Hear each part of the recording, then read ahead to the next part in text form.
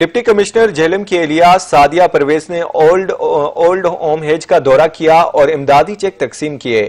Report کریں گے بابر حسین۔ بدقسمت ہے وہ اولاد جو اپنے بوڑھے ماں باپ کو بے سہارا چھوڑ دیتی ہے اور اپنی جنت کو دنیا میں ہی گوا دیتے ہیں۔ ان خیالات کا اظہار Mrs deputy commissioner Jhelum Sadia Pervaiz نے بے سہارا اور لاوارث لوگوں کے سینٹر اپنا گھر میں وزٹ کے دوران کیا۔ امدادی چیک دیتے ہوئے سعدیہ پرویز کا کہنا تھا، اللہ تعالیٰ نے اپنے حق کے بعد انسانوں میں سب سے بڑا حق والدین کا حق ہے۔